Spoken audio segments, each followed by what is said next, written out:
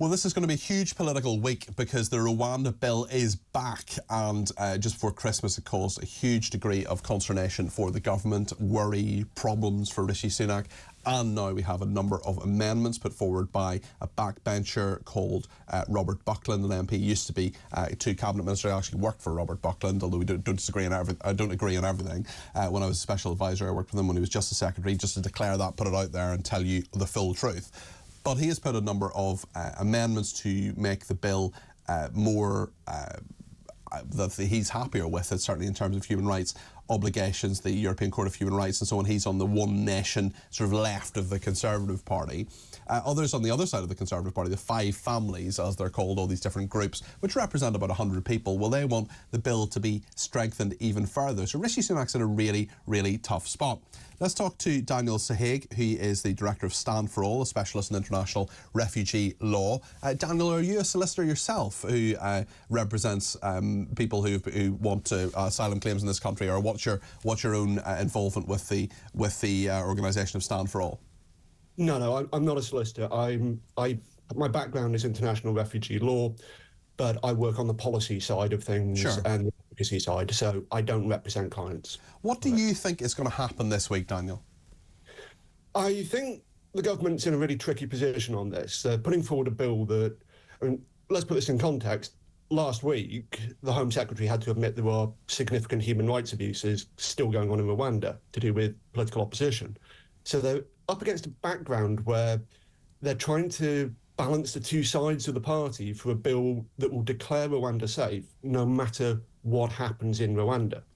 Only this weekend, Burundi closed its border with Rwanda due to security concerns of people coming across from Rwanda in conflict. So they've got this background to a bill that effectively is saying whatever happens, whether Rwanda goes to war or anything else, it's safe. And they've got massive splits in their own party on it. So they've made a rod for their own back by even bringing this bill forward, to be honest. What do you think about the principle in general? Rwanda we can talk about in a second, and I want to give you the time and space to do that if you want to. But the principle in general of processing people overseas, is that something that you are against? I am against it. Mainly, we've seen a tragedy today of 5 people losing their lives in the Channel. Now, if death isn't a deterrent for people, then nothing is, quite frankly. I think what we need to be doing, we're investing, I think it's about 400 million so far in the Rwanda plan. If we can invest that into our own systems so we can process applications better, more faster and more effectively, so we know who's coming in, we know that they are, that we're checking the claims properly, we're doing everything properly on security, then we've got a better system. Because otherwise, we see people, and we're seeing it at the moment, of people leaving the asylum system and going, because most people come here because they've got family ties or community ties. They're going into their communities, going off the radar and going underground. That puts them at more risk of exploitation, but it also means the government can't keep track of where people are. Now, if we actually process the claims properly and we make sure that people can access asylum in the UK, we've got a better chance of ensuring that we're keeping track of those numbers as well. I actually think we're in danger of agreeing on this, Daniel. I mean, do you think that the Rwanda plan is actually perhaps, not smokescreen's the wrong word, but a distraction anyway from the fact that there are, 175,000 people caught in the system, in the backlogs? I mean, that to me is the thing that needs to be sorted out. It's the processing, not a very, very small threat of being sent to Rwanda. Although I'm sure there are viewers and listeners who totally agree with this policy, but I'm struggling to see the point of it. I think we both agree on this. I mean, Rwanda has a capacity for about 200 applications per year. So we're talking really very small numbers. Now, most people, when they seek asylum in any country, don't know the specific asylum laws of that country, because you go in there, as I said, mainly family ties. But even those who do know about the Rwanda policy, they know that it's a very small chance. So it's not acting as a deterrent. People are prepared to play the numbers on this.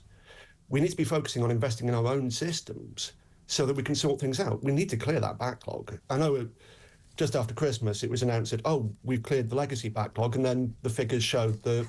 I mean, that was a slight massaging of the figures, exactly. I worry, Daniel. Yeah. I mean, in terms of asylum seekers in this country in general, we have actually a very good record. We are a compassionate country. Most people who apply for asylum get it. It's in the 70%, is that correct?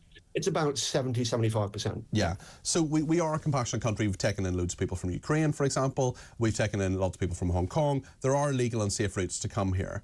Why do you think people are still coming across in boats?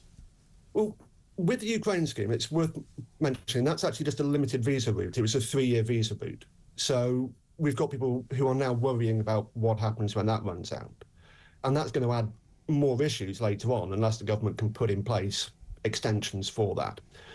But people are coming here, as I said, I keep going back to this, it's predominantly they come because they've got community ties. Now, we've seen last week... But that doesn't quite explain, Daniel, does it, why people risk their life in boats? But when people, for example, Afghans is a big example at the moment. The government released a report last week about its safe routes. Now, on what's known as the Afghan Citizen Resettlement Scheme, they brought in 224 people year ending September 2023. That's a massive drop-off from the previous year. And one of the main nationalities making channel crossings are Afghans. So we've seen there is that route, in theory, but people can't access it.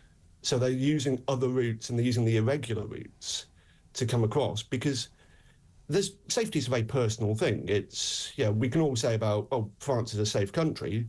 I love France.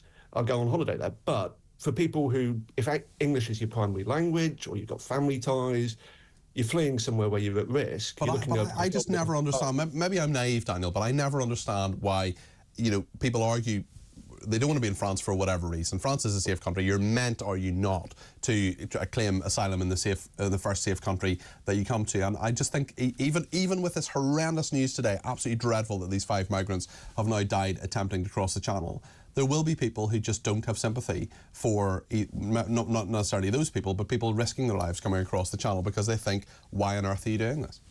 There's always going to be people who disagree with myself and people I disagree with on this. There isn't actually a thing in international law about first safe country. There's no requirement for someone to do that. The closest you're going to get is what's known as the Dublin regulations. That's what governs the EU and what we used to be part of. They have a hierarchy of which member state has to process claims.